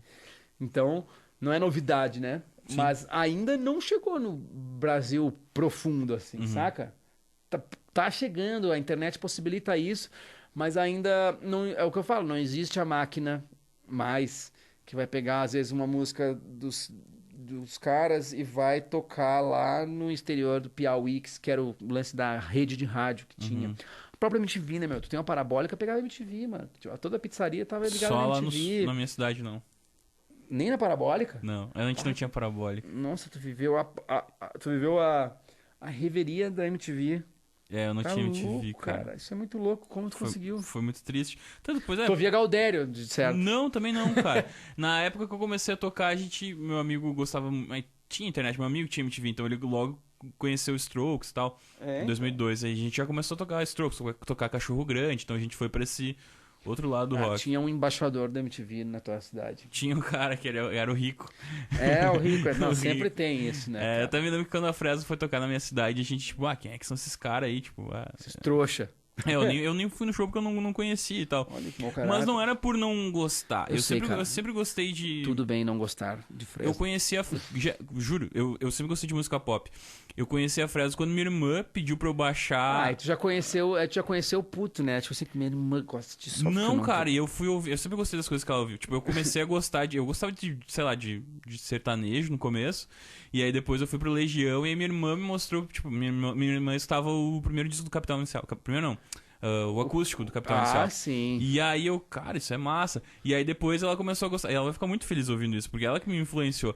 E aí um dia ela me pediu pra baixar umas músicas da tal da Fresno. E era tipo uma música, acho que era Polo e coisa. E eu falei, cara, isso é bom. Sucessos. Eu tinha vergonha de achar bom porque meus amigos não gostavam. Então Claro. não fazia sentido. E aí nunca eu acompanhei a banda. Mas eu achava do caralho as músicas. Eu gostava. Revelação, hein? Cara, eu gostava de Restart. Só que eu nunca falei. Eu gostava de Pô, Avril Lavigne. vamos combinar Eu que gostava. eu vou te esperar. É bom É isso. muito bom, Dizer que isso cara. é ruim, mano. É muito E se isso bom, surgisse cara. na voz de qualquer pessoa hoje? É a música nova da Pablo, eu vou te esperar. Cara, é muito bom. É a música nova do Skank, em outro tom, assim, eu vou... Tipo assim, todo mundo ia achar bom, mano. Só que os caras, eles eram... O cara que tá no olho do furacão, ele ganha muito com isso, não só dinheiro. É, tipo assim, é foda ser a crista da onda, o olho do furacão, o sinônimo ali. Sim. Mas tu fica muito exposto, mano, e tu entra nessa predisposição do... O cara já pré-odeia o bagulho, a Sim, pessoa é incapaz. cara. O fã, né? O fã e o desfã, o fã e o hater, eles se aproximam muito no seguinte, que é... Eles... É muita emoção, assim. É só emoção. O fã e o hater. Sim. Tipo assim, o fã, emoção no sentido de o cara dar um peido e a pessoa fala, nossa, perfeito, perfeito, hino, saca? E o hater é a mesma coisa, o cara faz a nona sinfonia de Beethoven e o cara fala, nossa, que bosta. É. E é triste, né? É legal o cara que ele é racional, assim, a pessoa que se permite não gostar Cara, de uma coisa e gostar de outras. Pois é, eu sempre gostei muito de ouvir música de rádio. E eu sempre digo, Pra música caramba. de rádio É ali que tu aprende, mano. E eu gosto de música que tem essa levada pop, mas não necessariamente toca em rádio. Música de rádio que não necessariamente toca em rádio. Sim. Então eu sempre gostei disso. Cara, na época eu assistia Malhação, eu gostava da banda do Fiuk. Então, tipo, eu não sou um cara... Não tem como ser taxado de preconceituoso. Então, eu só simplesmente, às vezes, não conheço as coisas, né? E falando nisso... Nem é falando nisso, mas vai lá. Emendando o assunto com uma outra coisa que não tem nada a ver. A gente tava falando de músicas que tu acha boas ou ruins. Qual música tu mais gosta de ouvir, que tu fez, assim, que faz mais sentido pra ti como ouvinte? E qual música que tu menos gosta? Qual Cara, tu acha que o tu errou? público Errou vai... não, mas simplesmente tu não O gosta. público vai estranhar isso, porque isso não é uma coisa comum de músicos falarem, mas assim, o músico sempre fala, eu gosto mais da minha última, mas diversas vezes, às vezes quando eu tô meio bêbado, talvez, ou meio loucão, assim, enfim, quando às vezes eu tô, normalmente voltando de show, eu vou lá e ouço uma coisa da Fresno, tipo assim, um disco que não é tão recente. Eu não consigo ouvir muitas vezes coisas muito velhas, assim. Porque eu já ouvi tanto, já é. Uhum. Mas, assim, sei lá, eu fui para os Estados Unidos no começo do ano, e aí eu estava lá, e deu, sei lá por que, eu fui ouvir o Sinfonia de Tudo Que Há, que é o nosso disco de 2016, e aí eu fiquei ouvindo lá, ou seja, uma circunstância muito diferente, de fone, andando, caminhando, assim, tava caminhando, né? E aí eu fiquei tipo, caralho. Então, assim, é uma coisa que é incomum, que assim, ó, eu realmente gosto muito Uhum. do material que eu faço, o que não impede que eu tenha autocrítica também, que tem coisa que eu sei que possa ficar melhor, e eu sei, e tem uma coisa que é muito padrão assim na música, que é a mesma música, ela vai funcionar de 80 maneiras diferentes, tá ligado? Se eu pegar uma música do Jeff, leve, sei lá, eu posso arranjar ela de 1000 maneiras diferentes, cantar ela com 20 cantores diferentes, fazer a versão metal dela, sempre vai funcionar. As pessoas acham que só existe uma maneira daquela música, e às vezes, inclusive a versão oficial, ela nem é. Várias vezes na história da música isso se deu, né? A versão oficial da música nem foi a que pegou na veia. No caso do Capital Inicial, tem Primeiros Erros. Antes ele tinha. Primeiros Erros foi gravada pela Patrícia Marx. Antes. Numa versão que até tocou em novela e tal, mas não marcou, não marcou a época. Precisou o Capital fazer ela no acústico pra virar aquilo. Então, eu me pego muito assim, ouvindo e às vezes reimaginando e pensando, nossa, onde é que eu estava com a cabeça quando fiz isso? Mas de uma maneira boa, assim, gostando do que eu faço. A tua pergunta, eu não me lembro qual era, mas isso é uma coisa que as pessoas não fazem. Eu realmente gosto muito do que eu faço. É que tu escutaria no rádio e falasse, cara, eu tipo, acertei essa aqui. Então, assim, tem uma música. É uma piada já da banda, quando eu faço uma música e aí alguém fala assim, essa aí é aquela que vai pra novela. Sempre Cara, rola, né? até hoje a gente sempre fala isso, né? Tipo, e aí também agora tem assim, essa aqui é a que a Ivete vai regravar. Porque a gente tem muito esse bagulho da novela. Tipo assim, quando eu fiz uma música chamada O Ar, eu fiz essa música em 2009. E eu lembro que eu mostrei pro Bonadil na época. E eu falei, Bonadil, essa aqui é novela, Bonadil. Aí ele ouviu uns 30 segundos, daí ele falou, não. Aí ele nem chegou no meio da música. Mas isso me deu uma lição que muitos anos depois eu aprendi, não por sabedoria dele, ele fez isso de pau no cu. Mas o que eu aprendi depois foi que, tipo, o ouvinte, principalmente hoje no Spotify, no Deezer, ele ouve música exatamente da mesma forma. Então, é importante que tu entregue logo as coisas, assim. Às vezes músico, a gente se encanta por umas coisas, tipo uma música que comece bem... tipo, sabe? Um pad que vem bem baixinho. Às vezes só precisa disso pro cara pegar esse próximo. Então, cada vez mais as pessoas estão se pressionando a revelar ali. E é muito louco. Eu já vejo uma conversa com outros compositores. O Spotify, ele conta um play a partir de 30 segundos da música que tu ouviu. Então, não é nem que tu precisa entregar o refrão logo, mas mais do que entregar o refrão logo, ou a parte importante, às vezes uma grande introdução já conta como isso, assim. Mas é fazer a pessoa ir até os 30 segundos. Depois, se ele trocar, azar é o dele, mano. Mas normalmente quando tu vai até os 30 segundos, tu ouve o resto da música. Só que teve músicas minhas já que os primeiros 20 segundos é alguma coisa que nem é a música ainda, é só um clima, porque eu fiz o álbum e ela emendava com a faixa anterior, assim. Mas hoje, quem é que ouve álbum na ordem, né, cara? Sim. Então, assim, é importante pensar nisso. É obrigatório pensar nisso? Não. Tu tem que basear a tua vida nisso? Não. Mas é algo que tu pode pensar quando tu tá fazendo um disco, assim. Essa construção Tu usa isso nos discos, nos singles? Como tu pensa nisso? Tipo, eu preciso entregar uma música até 30 segundos. Essa música aqui não vai ser a música do rádio, então não vai ter tantos, provavelmente não vai ter tantos plays, mas é uma música que faz sentido num contexto todo. Eu penso super assim. É. Às vezes é aquela música que nem é boa. Assim, ela nem é tipo, uau, que musicão. Mas no contexto do disco, ela era o que o disco precisava pra ligar uma música na outra. Eu faço isso pra caramba. O fã, ele não vai entender dessa maneira. Ele vai entender de uma maneira completamente emocional dele. E às vezes ele vai se apegar nessa música que tu fez meio que... Uhum. Mas isso aí, somos nós de 30 e poucos anos, agindo como pessoas de 30 e poucos anos, achando que alguém ouve o disco na ordem. Muito pouca gente. Sim. É uma porcentagem muito pequena das pessoas que metem um disco na ordem, tá ligado? Só que ainda, o nosso fã ainda compra o nosso CD, mas ele nem ouve o CD, ele compra o CD porque ele quer um autógrafo no CD, mas ele vai lá e guarda esse CD. Uhum. E tipo, aí ele ouve, sei lá, uma playlist. Então, o que eu penso principalmente, assim, é que hoje em dia, 2018, quem tá ouvindo esse outro ano, não sei, mas em 2018, tu vê todo mundo não querendo lançar um disco inteiro de uma lapada só, a galera querendo distribuir esse lançamento para meio que isso já é meio que uma herança do comportamento youtuber, assim, né? De tu mostrar uma produção cadenciada, assim, e tu sempre ter a chance de chegar num fã novo ou de agradar o teu fã que já tem. Assim. Então tu tem várias chances, não é mais assim, eu fiz um disco e as pessoas ficam aguardando aquele disco, aí tu lança o disco e o cara ouve o disco e fala assim, nossa, que bosta, me decepcionei. Então, tu tem várias chances de agradar e decepcionar a pessoa, assim. E com isso, eu vejo as bandas, e eu mesmo, desenhando a carreira de lançamentos dessa maneira, de fato, assim, vou lançar...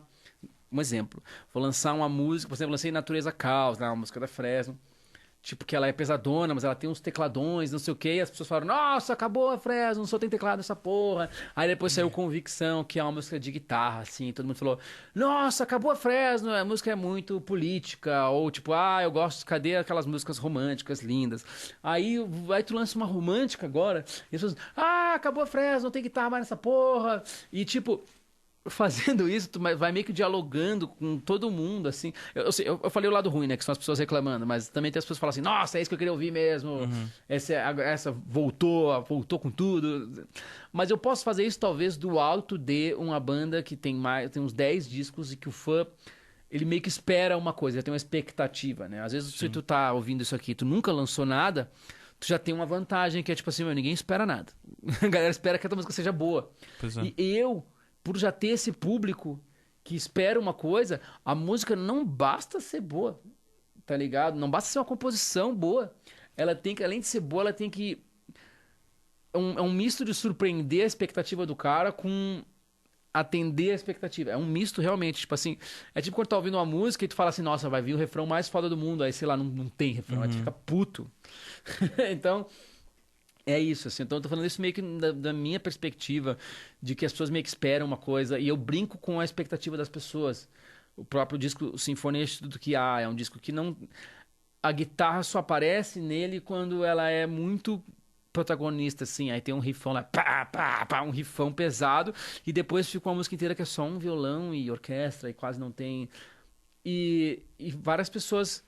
não entenderam isso ou acharam denso demais. E eu percebo que hoje o disco está fazendo 2 anos e hoje eu vejo os números desse disco voltando a crescer assim e voltando a ter essa experiência de estar no Twitter e ver assim, nossa, esse disco é muito foda. Pessoas que demoraram 2 anos para sorver o disco, porque eu acho é denso assim. Mas para mim, a minha único objetivo com aquele disco era eu quero fazer a música mais bonita possível. Sempre era assim, a música mais bonita possível. Não teve uma coisa que eu já tive em outros discos, que é justamente esse pensamento que tu falou.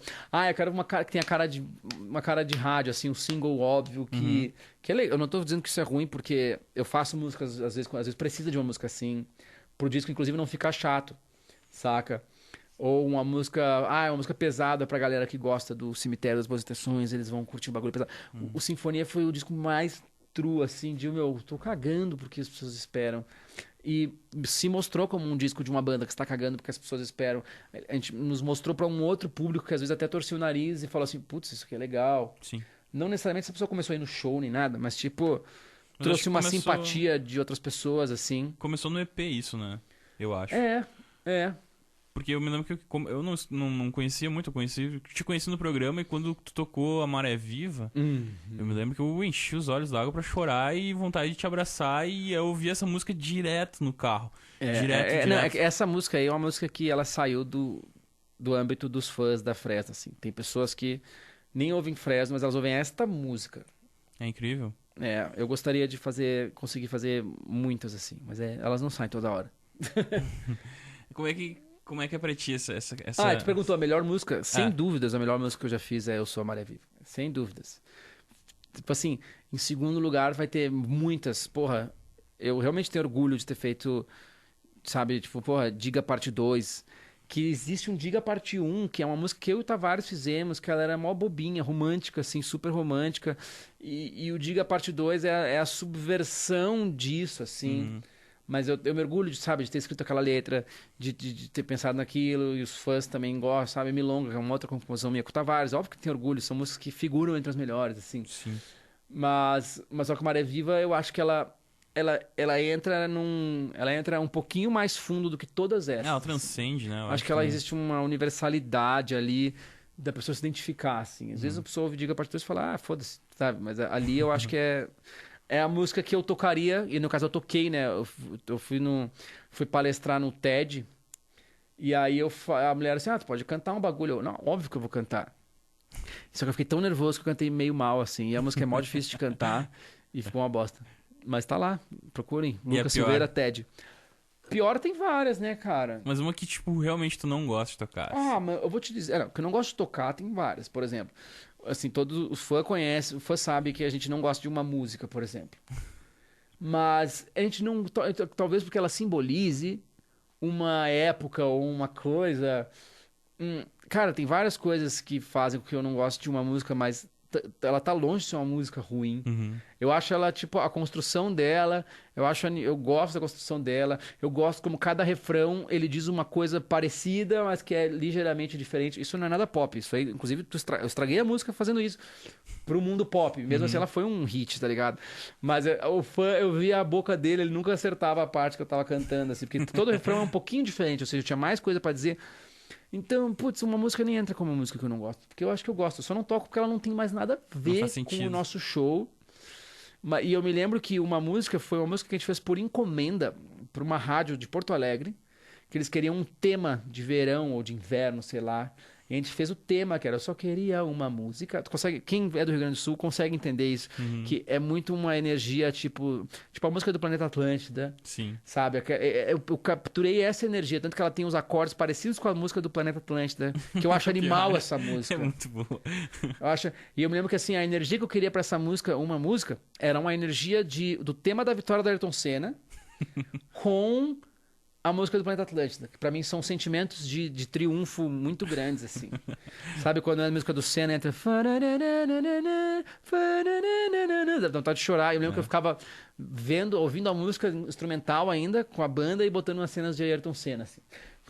E eu faço isso muito no meu estúdio. No meu estúdio tem uma TV muito grande, que quando eu quero mostrar uma música pra alguém, eu mostro ela e algum filme que eu conheça, um filme que eu sei que tem aquela energia, assim. Aí eu vou lá e mostro, assim, diversas vezes eu mostro a música com um trailer de um filme ou com um pedaço de um filme, com alguma referência visual que ajude a situar. Ou seja, eu estou falando bem de uma música, a gente só não toca ela no show porque ela não tem mais nada a ver. Mas eu acho ela, ela é tipo arquitetadamente, enfim. Mas que eu não gosto, tem Goodbye, que também é do Redenção, que aí sim é a música que eu fiz. Essa aqui vai ser uma... Quando tu faz a música na maldade só pra ela ser um sucesso, é bem difícil que ela fique boa e é bem difícil que ela seja um sucesso. Só vai ser sucesso se tu já teve um outro sucesso pra empurrar aquele. Por exemplo, quando a Anitta fez Show das Poderosas, a música estourou porque ela é ótima, mas ela conseguiu ficar lançando mais 12 singles que nem de perto eram melhores do que aquela, só empurrado pelo grande sucesso. E depois ela foi lá e fez umas outras que eram sucesso de novo, e era foda, a Anitta é foda. Mas que eu não gosto, o Goodbye eu acho bem abaixo, assim, super abaixo. Aí como é que funciona E tem uma que se chama Nesse Lugar, no Revanche, que abriu a caixinha. E no Infinito tem Cativeiro, que eu não gosto dela de uma maneira que quando a gente foi fazer o vinil, não cabia todas as músicas no vinil. Eu falei, tira Cativeiro. E toda a banda falou, tira Cativeiro. Porque além dela não ser boa, ela é muito igual uma música do John Secada. John Secada. Eu não sabia. O lance do... Quem é compositor, tá ouvindo, galera, às vezes tu vai fazer um plágio inconsciente. Que é... E hoje em dia, por ter feito muita música, eu sei detectar o plágio inconsciente. Se tu fez uma melodia que é muito boa e parece muito óbvia, 99% de chance de ela ser um plágio inconsciente. Direto, tô fazendo uma música com uma melodia... Sei lá, inventei uma melodia em cima do violão, deixa ela dormir uns dias, assim. Não lança ela logo, porque um dia tu vai saber de onde veio. Se veio muito fácil, é muito bom, e são notas bem óbvias, assim, que não é, tipo, sabe, estranho. Provavelmente tu tá plagiando alguém. E essa música, ela parece uma música do John Secada. Eu achei que eu tinha feito... Eu pensei, cara, isso é muito bom. Deve ser... Daí eu descobri que existia uma música assim. E eu nunca tinha escutado, não sabia de quem era. Não sei como é que existia. Tava lá, porque com certeza foi exposto a essa música. Então, em algum jeito. Isso aí rola demais. E tem sempre um limiar que é ok, assim. Sei lá, se o teu refrão parece um pouco a melodia do solo de guitarra de uma outra música... Ok, sabe, tu subverteu. Ou se a tua música tem uma roupagem meio, vamos lá, Strokes, mas a melodia dela parece uma música do Pavarotti, foda-se, mano. Tu tá fazendo um mashup ali. Sim. O lance é... Mas assim, quando tu faz uma música, tu tá levando o teu ouvinte pra uma viagem. É tipo assim, vem comigo. Por isso que a gente fala que o começo da música é muito importante, porque o começo é vem comigo, vai ser legal. Tu tá prometendo uma coisa legal. E tu tá entregando uma coisa legal, parabéns, fez um refrão que parecia que ia vir e ele veio, mas se o cara achou parecido com um bagulho, tu tipo, mano, abriu a porta do carro, assim, tu cortou a brisa do cara. Ou se tem um erro de execução, assim, que corte a brisa da pessoa e ele saia daquela viagem, tu tem que meio que manter o cara naquela viagem, tem que hipnotizar, assim. Por isso que a gente sempre busca uma perfeição na gravação, a gente já vai lá e arruma um vocal depois, uma coisa que é... Nada pode tirar o cara daquela viagem, assim. E existem recursos também de produção que é justamente pra manter o cara ali dentro da viagem, assim. Mas aí é outro podcast. Como funciona pra ti essa relação com o exterior para o interior? Questão de se basear em filmes, em livros, em coisas que tu lê. O quanto disso tu coloca no teu trabalho? É demais. Eu acho que o que eu escrevo é como o exterior bateu em mim. E quando a gente falou lá no começo do ato da composição ser uma sinceridade, de tu não querer, não ponha a tua projeção do que seria o legalzão na história. Tipo assim, seja essa, sabe, conversa com esse lado podre aí, que daí vai sair coisa legal e todo mundo tem o seu, e tu vai falar com o podrinho dentro do coração de outra pessoa, aí esses podrinhos vão tudo dar mão, se abraçar. E tipo... É sempre um reflexo do que está acontecendo lá fora. E às vezes, justamente por ter essa sinceridade tão grande, diversas vezes, quando eu fiz a música, lancei, o fã ouviu, eu nem me lembro mais sobre o que eu estava falando. Eu nem me lembro mais exatamente de que acontecimento. Por exemplo, eu fiz uma música aí, que ela vai sair muito em breve, que... Muito em breve não, mas enfim, ela vai ser uma música da Fresno. Eu tava tão puto com alguma coisa... que eu poderia ter simplesmente ficado puto e ter ido jogar videogame, mas eu não vou falar sobre isso. E quando eu ouvi ela depois, às vezes eu fico revisitando as minhas ideias, que eu gravo a ideia, às vezes eu esqueço, inclusive. Eu tenho uma pasta que às vezes eu esqueço de uma música que eu fiz, ou no celular tem as ideias, que às vezes eu gravo como notinha, assim. E aí eu fiquei tipo, caralho, eu tava puto com o quê mesmo, cara? Ou seja, aquele momento que eu sublimei, ele se transformou em música, eu nem me lembro do que era, assim. Então, existe muito efeito do exterior, sabe? E com o tempo, quando eu fui... Não é parando de falar de amor, mas quando a temática da Fresno foi se diversificando, que foi a partir do Revanche, que já era... O meu problema não era simplesmente uma mulher que eu gostava e não gostava de mim, ou um namoro que não deu certo. Eu comecei a ter problemas mais sérios, tardiamente, porque eu já era adulto, já tinha 20 tarará, e eu não tinha tido, talvez, os grandes problemas da vida, que é a vida adulta. O Revanche eu comecei a falar sobre isso, que é sobre esse sentimento de que ninguém se importa comigo, ou de que eu tô aqui dando o meu melhor. E, sabe, é um disco que fala muito sobre a nossa relação com a gravadora, assim, como a gente era tratado como uma bergamota na feira, um pouco pior do que a bergamota na feira, e de tu perceber isso, ou seja, são teus sonhos caindo, assim, porque tu almeja um bagulho, aí tu finalmente tem o bagulho que tu sempre sonhou, e aí tu percebe que tu se sente tão ou pior do que tu era quando tu tava sonhando. E aí tu fala, putz, sonhar, então eu tenho que sonhar com as coisas mais legais. E o Revanche começou a falar sobre isso, aí no Infinito isso se aprofundou, que aí foi um momento de uma crise minha mesmo, foi quando a primeira vez que eu duvidei de mim, assim. Eu nunca duvidei, sei lá, minha mãe me criou muito bem, eu acredito em signo, eu sou Sagitário, cara, eu sou muito otimista. E tipo, no Infinito, eu duvidando demais de mim, assim, e vendo tudo que acontecia, o Tavares tinha recém saído da banda, pra mim foi um baque na banda e na amizade com ele, assim, foi um negócio que eu não. Tipo, mano, é pior que acabar um namoro. Foi, porque o namoro. Tá, acabou. Foi a paciência, né? Triste, feliz, não sei o quê, mas foi um negócio bem, bem horrível. E até aí, isso eu superaria sozinho, mas eu vi o que, que isso causou na base de fãs da Fresno. Que eu percebi que alguns fãs ficaram, por estarem tristes com aquele sonho deles, que eles projetavam na gente, que é muito louco, né? Mas é, tipo assim, nossa, meu mundo caiu, dos fãs, no caso. Sim, sim. Aí eu via a crueldade das palavras desses fãs em relação a mim ou ao meu trabalho. E não é por maldade, eles não queriam o meu mal, mas eles falaram coisas que mexeram comigo no estômago, assim. E aí eu passei a duvidar de mim, eu passei a me achar um bosta. E isso veio saindo de um namoro que me fez me achar um bosta. Então me achei uma bosta ao cubo, assim. E saiu o disco ultra profundo. Que depois disso tem o Maré Viva, que já é uma história mesmo. Porque sou eu já, no caso da música, eu sou a Maré Viva, é eu no fundo do poço, percebendo que existe energia para eu dar o Hadouken final no chefão Sim. imaginário. E a partir. E aí, porra, e aí vai indo assim. E quando a gente gravou o nosso DVD de 15 anos, a gente não lançou nenhuma música nova. Tinha Acordar, que era uma faixa que já estava perdida aqui no meu computador. E a gente botou ela lá de música e tal, mas aquilo ali foi pra mim somente o triunfo, a coroação. Tanto que eu chorei umas 5 vezes durante o show. Tinha um momento que eu sabia que eu ia chorar, que era na intro do Maré Viva. E os outros momentos que eu chorei foi porque, puta que pariu, cara. Eu tava. Ah! E eu não sei quantas vezes na minha vida eu vou ter aquele sentimento, assim. É muito foda, é muito incrível. Eu imagino quando tu ganhou o Breakout, deve ter sido um negócio que... E existe muito do nosso ego, né? O nosso ego, ele é a energia que nos faz querer as coisas, conseguir as coisas. Ah, consegui! Mas quando a gente deixa ele controlar a gente, é ele que nos mata, tá ligado? É ele Sim. que nos arruína, é ele que nos faz nos sentir mal também quando a gente não consegue as coisas. Então, muito desse meu sentimento de vitória foi sentimento de ego, tipo, toma mundo, filho da puta, eu consegui! Ah! Que nenhuma comemoração. Depois, com o tempo, eu percebi, nossa, não é isso, tá ligado? Talvez eu deva.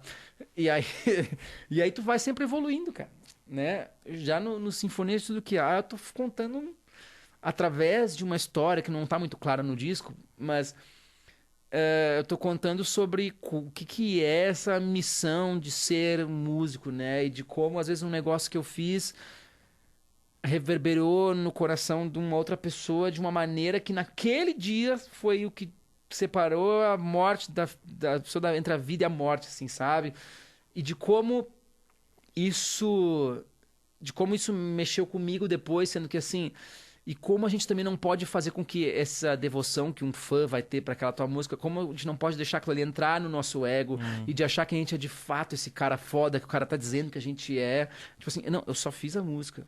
E que bom que minha música serviu pra alguma coisa, que bom que tu não se matou por causa dessa música. Nossa, que ótimo, né? Cada pessoa que morre, principalmente uma pessoa que se suicida, é uma falência da sociedade, assim. É tipo assim, a sociedade falhou com essa pessoa, tá ligado? E então, se eu conseguir ajudar nessa maneira, mas eu sei que aquilo ali pra mim foi eu fazendo música. Não foi, isso não é a mesma coisa do que eu ir num orfanato e ficar cuidando das crianças ou de cuidar de um velhinho ou da minha família. Mas Entendeu? tu acha que tu gostaria de assumir esse papel, ou tu prefere não assumir essa papel ou responsabilidade de ser esse cara, de tentar ajudar as pessoas, ajudar o fã, por exemplo? Mas eu ajudo a minha música e tipo, e também não é. Às vezes a pessoa não precisa exatamente de uma música que fale, ei, se levante, vai dar tudo certo. por muito menos, sabe? O que eu percebo, assim, é que várias vezes, não o fã da banda, mas as pessoas são invisibilizadas pelo mundo, assim. Às vezes tua família não olha na tua cara mais, ou tu é um fardo pra tua família, tu se vê como um fardo pra tua família. No teu colégio tu não goza de popularidade nenhuma e tu se vê como um loser, e tu vê filmes mostrando essa figura do loser, e tu fala, nossa, eu sou essa pessoa. E às vezes se tu não tem uma coisinha lá, um hormôniozinho que falta, aquilo ali ferve e condensa numa depressão.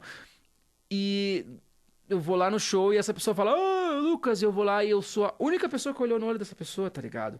Mas eu não fiz isso porque eu sou bondoso ou porque eu sou legal. Eu simplesmente. A pessoa foi lá e me olhou, eu olhei pra ela, mas às vezes aquilo ali era tudo que a pessoa precisava, tá ligado? Eu nem precisei me envolver pessoalmente com aquela pessoa.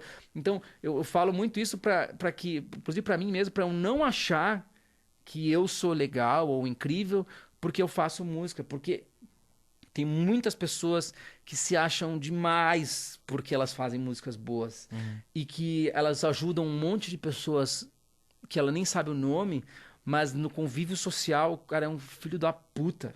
Com a tua mulher, com teus filhos, com a tua mãe, com o teu pai. E eu procuro muito me cercar dos meus amigos e do que dá pra me cercar da minha família.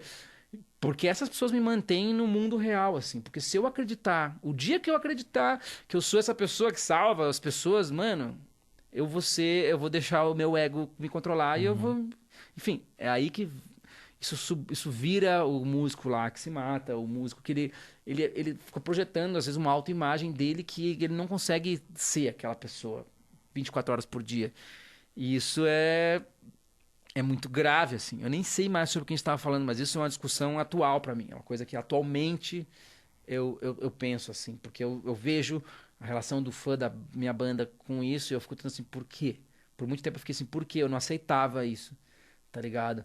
Eu não aceitava que um cara pudesse ter não se matado por causa de uma música minha ou superado uma depressão por causa de uma música minha. Não é por causa de uma música minha, é por causa dele. Eu tava lá sonorizando aquilo e ele se identificou, mas assim, ele precisou sobreviver aquilo. Ele precisou não puxar o gatilho, não pular do prédio, não. E é muito louco, assim, mas eu preciso, ao mesmo tempo, me blindar um pouco disso pra não acreditar que eu sou esse cara, porque eu sou simplesmente a pessoa que faz as músicas. Eu não sou curandeiro nem porra nenhuma. Eu tenho que ser legal e tenho que ser uma boa pessoa com quem tá muito perto de mim. E se eu consigo fazer, no caso, músicas que ajudam as pessoas, cara, que bom, mano, que ótimo, porque eu poderia ser totalmente inútil. Eu acho que, inclusive, isso é o que aí vem o meu lado. Isso talvez tenha me prevenido de ter entrado em depressões, porque por ser artista tu sente as coisas demais, tem uma sensibilidade, e às vezes uma situação com uma pessoa que não é artista, que não tem uma sensibilidade tão grande, a pessoa atravessa aquilo, tu internaliza aquilo e tu sofre bizarramente, e às vezes a pessoa não consegue processar isso, não consegue soltar isso, e a pessoa entra nessa bad também. E o que me preservou, assim, eu acho que de não virar isso é justamente o sentimento de utilidade, né?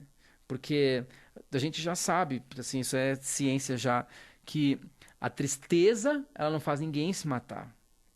O que faz uma pessoa se matar é porque a tristeza a gente tem o tempo inteiro. A gente tem essas coisas que nos engatilham um sentimento ruim. Ou acontecimentos, sei lá, quem morreu, ou eu tomei pé na bunda, ou eu não tenho dinheiro nenhum e tô fudido, e tô... Sabe? Isso são coisas tristes, mas que de uma maneira ou de outra todo mundo acaba passando na vida, assim. Mas o que fode mesmo é o sentimento de inutilidade, assim. Tipo assim, de tu perceber, que é uma inutilidade com uma solidão, porque às vezes tu tá cercado de pessoas, mas tu não te sente útil, tu não te sente importante. Não sente tipo, parte daquilo. E isso aí é o que fode tudo, assim. É o começo do desmoronamento. E de tu, às vezes, ter uma projeção de que tu devia estar de alguma maneira. Não, tu tá aqui agora e respirando e... Meu, respira. Acho que é importante isso. Bom, a gente tá quase chegando ao fim dessa gravação do podcast. E eu tô bolando um quadro dentro do podcast. Cara, muito podcaster. Que é o Por Trás da Canção. A gente escolhe uma música e fala sobre. Porque foi uma das coisas que me inspiraram. No YouTube tem de vários artistas aí que eu gosto. Que acho que é legal de pegar uma das músicas e falar a respeito dela. Então, tem uma música que tu gostaria de falar a respeito? Tu quer que eu escolha? Tem uma que eu gosto, assim, que nenhuma outra pessoa teria feito essa música, que é O Resto é Nada Mais. O resto é nada mais. O resto é nada mais. Quando eu era criança, eu veraneava lá em Santa Catarina, em Sombrio, que é o comecinho de Santa Catarina, ou seja, ainda não é tão bonito quanto Floripa, aquelas coisas. É meio gaúcho ainda, assim. A primeira praia do Santa Catarina. Minha mãe caiu num tufo lá de um consórcio, comprou a casa, aí a prestação aumentava pela inflação. Ela pagou 3 prestações e nunca mais pagou nada. A gente ficou morando lá de caloteiro até a gente ser expulso. Mas foram vários anos, ou seja, a gente veraneou de graça há muito tempo, mas é que era um bagulho que não tinha como. Tanto que a praia inteira, o condomínio inteiro, entrou com um processo, aí teve uns caras que conseguiram um acordo bizarro e a gente se fudeu no nosso acordo. E aí a gente saiu de lá, mas aquele lugar foi a primeira vez que eu peguei onda, assim. Eu nunca surfei nem nada, uau, surf, mas por causa dos meus irmãos mais velhos, eu pegava onda com eles também. E basicamente, surf para o meu eu de 13, 14 anos era entrar no mar, mano. E quando tu vê as pessoas que surfam aqui em São Paulo, nas praias fodas daqui, ou no Rio de Janeiro, até umas praias... As ondas estão quebrando ali na beira ali, e tá tudo certo. Tu vai lá, pega, essa onda é muito grande, tu já nem entra. Mas lá no sul, tu tem que entrar no mar, ou seja, tem que passar 3 arrebentações de onda. Ou seja, tu entra meio 1 quilômetro pra dentro do mar. Uma parada perigosa pra caraca. Se minha mãe sonhasse que eu tava fazendo aquilo, ela nos matava. E eu me lembro que, às vezes, eu tomava sustos tão grandes, assim, de onda grande quebrando na minha cabeça, e eu saía do mar que nem um cachorro, arregando, assim, que isso, às vezes, era material pra pesadelo, assim. E aí eu me lembro que um dia eu tive um sonho, que é o primeiro verso dessa música, O Resto é Nada Mais, que é: eu sonhei que o mar me engolia, me tirava o ar. Que justamente eu sonhei numa cena que seria filmada meio de baixo, assim, do meu corpo sendo engolido pela água e a luz do sol lá em cima, tipo, cada vez ficando mais fraca, assim, e eu afundando. E no sonho, eu fiquei apavorado. Eu devia estar dormindo, enrolando, assim. Ah! E aí depois eu comecei a respirar mais calmo e falei: meu, foda-se, tá tudo certo. E aí eu meio que aceitava essa morte no sonho. E aí, quando eu aceitei a minha morte no meu sonho, eu acordei assim, tipo, caralho, que bosta de sonho, que pesadelo horrível. E isso ficou na minha mente por muito tempo, assim, como um pesadelo que eu tive que eu nunca esqueci. Uhum. E quando eu assisti um filme chamado Donnie Darko, que, aliás, você que está assistindo, ouvindo esse podcast, assiste agora. Eu tenho ele em DVD aqui porque é um filme que eu recorro. Eu também tenho. Ele é um filme aparentemente... legal, muito legal, ok. Mas a sub-história dele, do muito meio louco. pro fim, é muito porrada, assim. É muito... mexe com a cabeça, assim. E aí, eu nem me lembro que parte exatamente do filme mas acho que é bem do final, assim, quando ele dá um texto muito bom e entra aquela música, né? Funny, kind of funny, I find it kind of sad. Ele fala nessa música, ele diz The dreams in which I'm dying, ou seja, os sonhos nos quais eu morro são os melhores que eu tenho. A música diz isso, que é uma música de uma banda dos anos 80, regravada para esse filme, que é a música que chama Wild World, Mad World, sei lá. E eu falei, puta que pariu. Ou seja, aquele verso daquela música me fez lembrar do meu sonho de se afogando na praia. E a partir disso, eu peguei o piano e eu peguei um tom que pra mim é super desconfortável, que é tipo Lá bemol, é só tecla preta. E eu fiquei tocando... Eu fiquei tocando esse instrumental aí. E aí foi surgindo a música, assim. E aí começa, eu sonhei que o mar me engolia, me tirava o ar, eu experimentei a paz de ver que eu não ia mais voltar. Aí fala toda a reflexão que eu, já adulto, tava tendo sobre o que seria morrer, né, mano? Puta assunto legal. Mas é que, ao mesmo tempo que ela tem essa coisa sombria, ela começa dessa maneira sombria, a música fala sobre o meu desejo na época de ter alguém pra conversar essas coisas. Eu não tinha ninguém pra conversar essas coisas. No caso, era o Disco Infinito. Então eu me sentia muito sozinho, muito incapaz, muito, ai, que merda, minha vida. E eu não tinha o disco é pior do que uma canção de amor. A canção de amor já é triste o suficiente, né? Tipo assim, nossa, eu te amo, você não me quer. A pior canção que existe de amor é, tipo assim, eu não tenho nem quem amar. Isso aí sim é uma bosta. Né? Porque tu se sente incapaz de sentir. É um sentimento muito mais grave. Tu não gosta de ninguém, tá ligado? Então, era isso que eu me sentia quando eu fiz essa música. E talvez eu não gostava mais de ninguém por achar que... internamente, talvez eu achava que eu não merecesse. Eu me achava uma pessoa que talvez se machucou muito com outros relacionamentos. Artista, sensível. Porra, só se fode. E aí, a música é uma grande reflexão sobre esse sentimento, assim... Começado pela ideia de morrer... E de meio que não querer morrer, mas ao mesmo tempo sentir que talvez aquilo ia fazer parar aquela dor... E tipo, a música sou eu meio... Agora eu tô meio que refletindo em tempo real. Que eu tô pensando sobre o que essa música ela é sobre isso. Assim, ela surgiu por causa disso, mas sou eu refletindo assim, cara, qual é o meu problema? Qual é o meu problema? E tanto que o último verso da música é: será que há alguém pra me ouvir e me fazer mudar?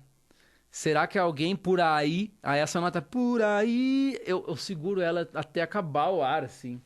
Que aí eu uso, na minha cabeça, tem aquela figura de um cara que chegou num planeta desconhecido. E que, será que tem alguém aqui, mano? Que eu tô sozinho, caralho, fudeu. É bem feliz essa música, é super animadora, assim, ela é muito legal. Mas ela é linda, é uma das músicas que eu também coloco aí entre as mais legais. Esses dias eu fui dar uma olhada no YouTube da Fresno, uma das coisas que mais buscam da Fresno é essa música. E é uma música que a gente não toca em show, ela é super comprida, às vezes ela no show não ajuda muito, assim, mas eu sei que ela é uma das preferidas. E o meu sonho atual é tocar ela do jeito que ela tem que ser tocada, que é com uma grande orquestra nos acompanhando. A gente nunca conseguiu tocar com a porra da orquestra. Vamos fazer isso. Todo mundo faz show com orquestra. Qualquer pessoa já teve um show. Tu vê, pessoas que odeiam orquestra, rola. Você quer fazer um show com orquestra? Cara, claro, vamos. E Fresno, que é a banda do Brasil que mais deveria tocar com orquestra, a gente nunca tocou. E essa música tem um arranjo de corda do Lucas Lima, que é o quinto Fresno, né? É o cara que... Eu não preciso falar assim, faz umas cordas meio assim. Não, ele desenha do jeito exatamente que eu sonhava que fosse. Assim. Que massa. E aí eu gosto da música. Agora ouve aí...